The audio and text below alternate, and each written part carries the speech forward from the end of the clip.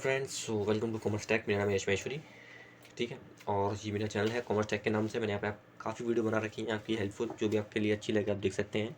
साथ ही साथ प्लेलिस्ट में जाकर आप पता कर सकते हैं। आपको अगर जीएसटी, इनकम टैक्स, एक्सेल इस चीज़ के बारे में पता करना है, टीडीएस के बारे में, तो आप यहाँ पे जाकर देख सकते हैं। जैसे मैंने एक्सेल पे 105 वीडियो, ठीक है, जीएसटी पे बना रखी हैं। ठीक है, उसके साथ साथ मैंने और भी एक्सेल पे वीडियो बना रखी हैं, तो आप यहाँ पे आके चेक कर सकते हैं। बट आज का जो मेन टॉपिक होगा 9C का, आखिर हम कैसे जीएसटी और 9C फिलअप कर सकते हैं। और मेन मैं आपको बताने वाला हूँ जीएसटी एंड 9C के एक्सेल के बारे में, जो एक्सेल डाउनलोड करते हैं उसके लिए।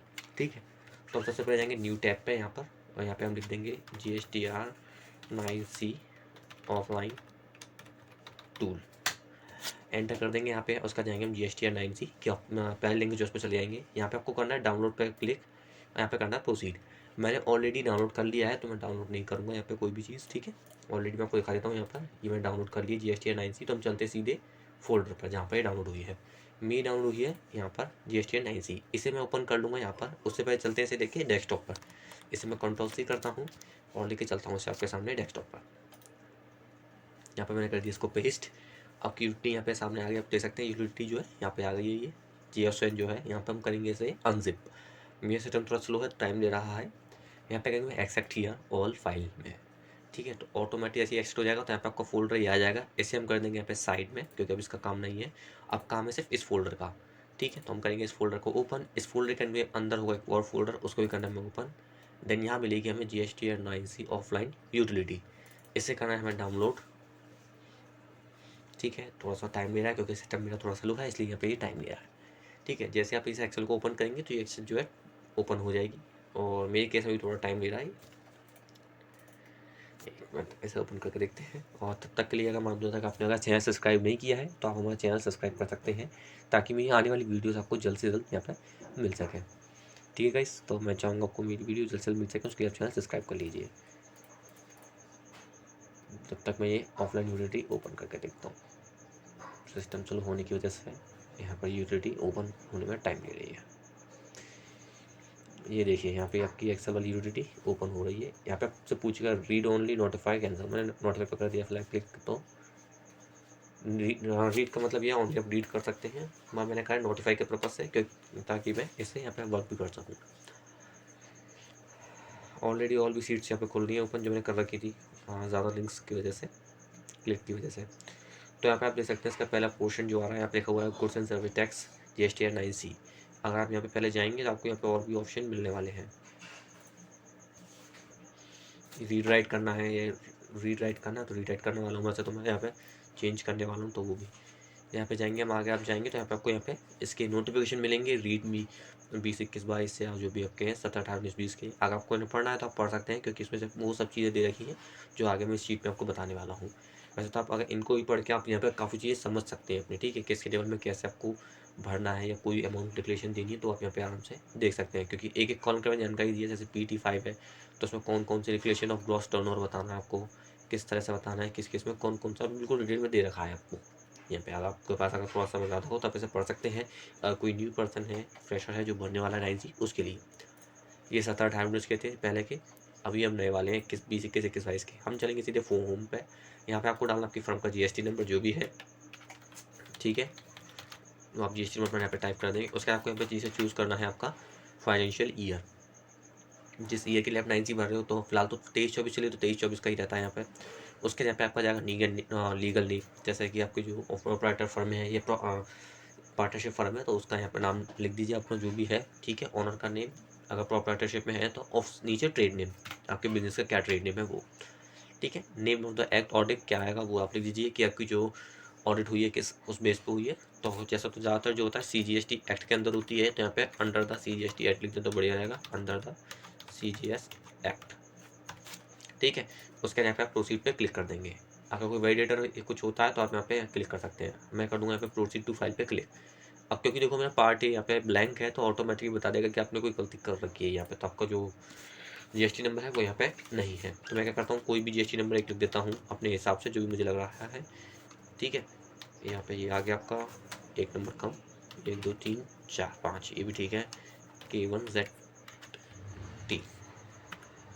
अब मैं प्रोसीड टू फाइल करूँगा तो आगे से ले जाएगा। अगर आप कोई भी कॉलम छोड़ते हैं जो मेन कॉलम होता है, तो ऑटोमेटिकली रेड कर देगा, आपको आगे नहीं जाने देगा। अब क्या यहाँ पे आता है पहला, turnover as per the audited financial statement for the state. अगर आपको जो भी ऑडिट में टर्नओवर आपने दिखाया फाइनेंशियल ईयर में, वो आपको यहाँ पे टाइप करना है। जैसे आपको जो भी टर्नओवर हो वो आपको यहाँ पे टाइप करना है, ठीक है। उसी के साथ साथ unbilled revenue in the beginning of the financial year. आपने ऐसी कोई बिलिंग करी जो अनबिल्ड हो, रेवेन्यू हो जनरेट हुआ हो, तो आप यहाँ मेंशन कर सकते हैं, ठीक है। नहीं है तो कोई दिक्कत वाली बात नहीं, आपको यहाँ पे 0 कर देना है। उसका ऐसी unadjust advance at the end of the financial year, आपके कुछ ऐसा एडवांसेस हो या जो एडजस्ट नहीं किया गया हो फाइनेंशियल में, तो वो आप यहाँ पे मेंशन करेंगे। उसके साथ डीम्ड सप्लाई कोई की हो आपने शेड्यूल 1 के अंदर, तो वो यहाँ पे आप मेंशन करेंगे। क्रेडिट नोट इश्यू करे हो after the end of the financial year but reflected in the annual return, आपने इस फाइनेंशियल इशू ना करके नेक्स्ट फाइनेंशियल ईयर में क्रेडिट नोट इशू किए हो बट हो वो इस फाइनेंशियल के, मतलब 23-24 के क्रेडिट नोट आपने 24-25 में दिखाए हो, तो उसकी वैल्यू आपको पुट करनी है अपनी, ठीक है। 23-24 के क्रेडिट नोट जो आपने 24-25 में दिखाए हैं, उनकी वैल्यू आपको यहाँ पे ऊपर दिखानी है, ठीक है। इसमें साफ साफ लिखा हुआ है इन द, मगर आप जिसको आप एनुअल रिटर्न में दिखा रहे हो या आपने दिखा दिया हो GSTR 9 में। उसी के साथ साथ trade discount accounted in the for, trade discount वगैरह जो होता है वो आपने लगा रखा हो अंडर द GST 8, तो वो यहाँ पे आपको मेंशन करना है, लिया हो। उन्हीं सबका टोटल यहाँ पे आपका आ जाएगा, ठीक है। अगर यहाँ पे देखो कोई भी कॉलम आपको भरने को नहीं आएगा क्योंकि ऑलरेडी गिरे है, मतलब यहाँ पे आपको कोई अमाउंट भरना है, यहाँ पे टोटल अपने आप जो आ जाएगा, ठीक है। ऐसी turnover from April to June 2017 से आपका, आप पैसा तो मैं भर नहीं यहाँ पे, पहले था मैंडेटरी, अब नहीं है क्योंकि अभी भी 17-18-19 पे चल रहा है, तो इसलिए आया है यहाँ पे। Unbilled revenue as the end of the financial year कोई हो ऐसा, तो आपको फिर से मेंशन करना है। ऐसी अनएडजस्ट अमाउंट हो, वो भी क्रेडिट नोट वगैरह हो आपका, तो वो भी आपको सेम ऊपर वाले ही एडजस्टमेंट किया हो, कोई सेल्स सप्लाई वगैरह की हो तो उस पर्पज से यहाँ पे वो turnover for the period under the composition scheme रहा आपका टर्नओवर, तो वो आपको मेंशन करना है यहाँ पे।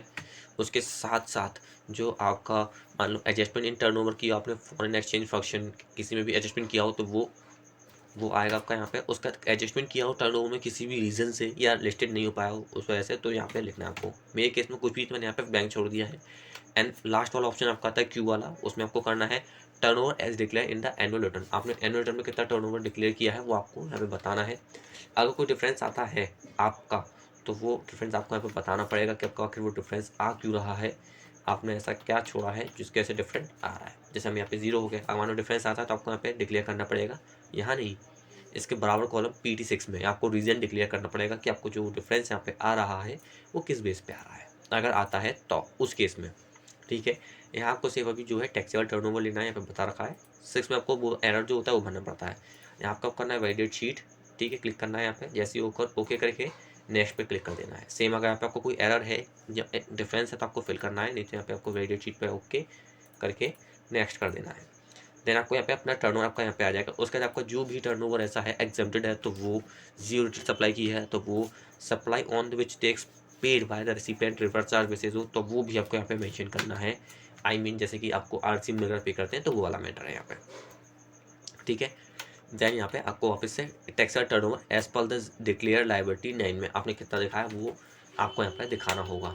वो टेबल नंबर शुरू में आता है ऊपर वाली टेबल में, दूसरे नंबर की टेबल में वो वाला, जिसमें एग्जाम सप्लाई भी होती है उसके बारे में, ठीक है।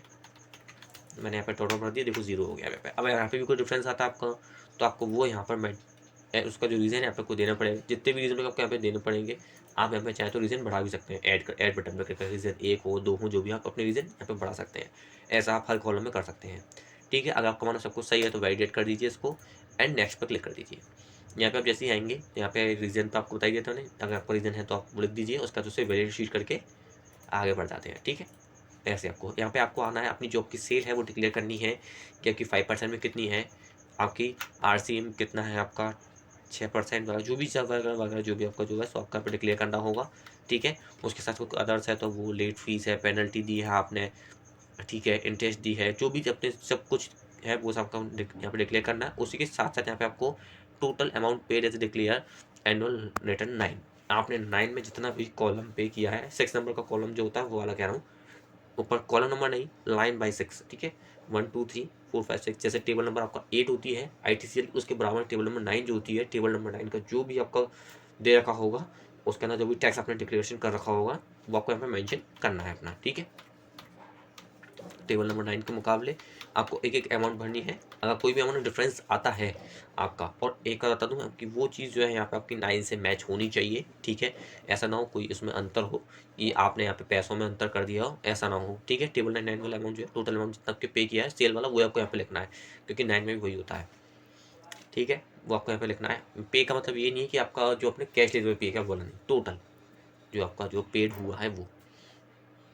अगर कोई डिफरेंस यहाँ पे आता है आपका, तो आपको यहाँ पे मेंशन कर देना है। जैसे मान लो पैसों में डिफरेंस आ रहा है, वो अक्सर आता है, तो आपको लिख देना है ऐसे डिफरेंट ऑफ राउंड ऑफ, ठीक है। यहाँ पे आपको अपनी जो भी थी पूरा सब मेंशन करना। आपकी सेल 5% में कितनी है, आरसी में तो वो कितनी है, 12% कितनी है, आरसीए में तो कितना है, 28 में कितना है, 3 में कितना है, कोई अगर अदर रहा है तो वो कितना है, ठीक है। उसके बाद यहाँ पे आके आपको रीजन भर देना अपना। अगर आपका बिल्कुल सब कुछ सही है तो यहाँ पे वैलिडेट शीट करके, अब देखो यहाँ पे आ गया, देखो लिखा हुआ रेड कि आपको ये फील्ड भरना था, क्योंकि आपका ये फील्ड मैंडेटरी है। और आपका ये वाला जो आप जब आप जीएसटी अपलोड करोगे तो यहाँ पे जीएसटी एन रिटर्न 9 से मैच भी करेगा आपका ये डाटा, ठीक है। मेरे केस में मैंने 0 0 कर दिया, क्योंकि 0 0 है तो मुझे 0 रखना पड़ेगा। अब जैसे मैं नेक्स्ट करता हूँ, वैलिडेट करता हूँ, तो ये हट जाएगा, ठीक है। और यहाँ पे हम आ गए नेक्स्ट पे क्लिक करके। कोई रीज़न रहता है तो आप यहाँ पे बता सकते हैं, कोई भी अंतर वगैरह रहता है या रेफरेंस रहता है तो उस केस में आप यहाँ पे डिक्लेरेशन दे सकते हैं अपना, ठीक है। उसके यहाँ पे आपको आना है, यहाँ पे आपने अगर कोई एडिशनल अमाउंट पेबल हो, ठीक है, जो 6, 8, 10 में आपने नहीं दिखाई हो, टेबल नंबर 6, 8 और 10 में नहीं दिखाई हो, वो अमाउंट आपने अगर बाद में पे की हो, जैसे सेल इंक्रीज करते हैं उस केस में जैसा कुछ होता है, तो वो चीज़ें आपको यहाँ पर मेंशन करनी है, ठीक है। जैसे मान लो कोई सेल इंक्रीज वगैरह की है तो उस केस में आपको यहाँ पे मेंशन करना पड़ेगा, ठीक है। तो वो क्योंकि ऐसा अमाउंट होता है जो आपने बाद में पे किया होता है, फिलहाल पे नहीं किया होता, बाद में पे किया होता है, ऐसा आउटपुट लायबिलिटी के थ्रू, तो वो यहाँ पे आता है, ठीक है।